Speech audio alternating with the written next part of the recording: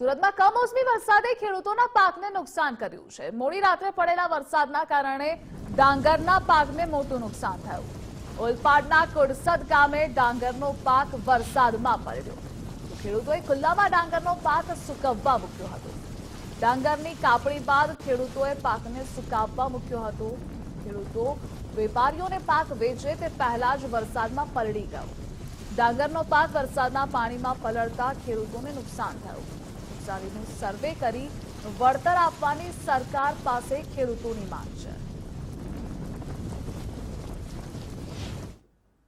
હમણાં આ ડાંગરના પાકને બહુ ભારે નુકસાન છે, કેમ કે એમનું જે હમણાં હાર્વેસ્ટિંગ થઈ ગયું છે અને સુકાવા મૂક્યો છે, બધો જ પીનાઈ ગયો છે।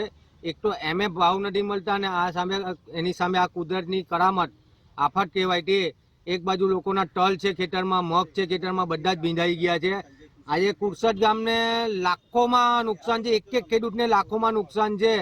હવે આ એક તો ઉત્પાદન ઓછું ને તેની સામે નુકસાન અમારી જીવાદોરી કહેવાય।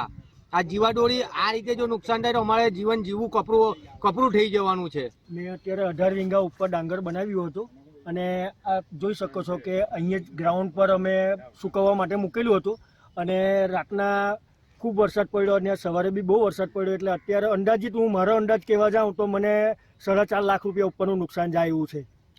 અને આ તો ગરીબીમાં આટા ગીલા જેવું કામ છે। ઓલરેડી ભાવ નથી, આ બધી મંડળીઓ કે પ્રાઇવેટ કંપનીવાળા ભાવ નથી આપતા અને ખેડૂતોને દબાવવાનો પ્રયાસ કરે છે। અને ઉપરથી આવા કમોસમી વરસાદ આવે એટલે ભાતની ક્વોલિટી, ડાંગરની ક્વોલિટી વીક જાય, એટલે હજુ અમને ભાતમાં એના ભાવમાં માર પડે છે। શું સરકાર પાસે આશા અપેક્ષા? સરકારને એવી અપેક્ષા રાખીએ છીએ કે મોટા મોટા બિઝનેસમેનને, અંબાણી અદાણીને જો તમે સહાય કરતા હોય તો આ ખેડૂત લોકો જે નાના છે અને ખેતી પર પોતાનું જીવન ગુજારે છે તો એ લોકોને બી આવી પરિસ્થિતિમાં આનું સર્વે બને ત્યાં સુધી જલ્દી કરે અને આ રિફંડ આપે કે કંઈ બી સહાય આપે એવી અમે વિનંતી કરીએ છીએ। ઘણી ખરાબ પરિસ્થિતિ છે। સવારથી લોકો દોડધામ કરી રહેલા છે। બહુ ખરાબ પરિસ્થિતિ છે અને બધાનું ભાત, ડાંગર, તલ, મગ બધાને ઘણું નુકસાન છે। ખેડૂતોની પરિસ્થિતિ અત્યારે એવી છે કે બોલી નહીં શકાય ને કોઈને કંઈ કહી શકાય એમ નથી।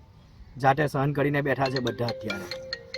આ મોસમી નુકસાનમાં જે ભારે નુકસાન થયું છે, સરકાર પાસે અમારી એ માગણી છે કે દક્ષિણ ગુજરાતમાં સર્વે મંડળી સહકારી ધોરણે ચાલતી મંડળી છે તો ખેડૂતોના ભવ્ય માલના નુકસાનના વળતર માટે એ માલને યોગ્ય ભાવ આપીને લઈ અને પોષણક્ષમ ભાવમાં માલનો નિકાલ કરીને તત્કાલિક ધોરણે, કારણ કે આ હવે ભીજાઈ ગયો છે અને બગડી જવાનો છે, તો અમારે એવી આશા છે સરકારને કહેવાનું કે સરકાર આમાં યોગ્ય ધ્યાન લઈને બધી સહકારી મંડળીને પોસ્ટ પાડીને આ માલ લેવા માટે ને ભરવા માટેની કાર્યવાહી તરત કરવી જોઈએ।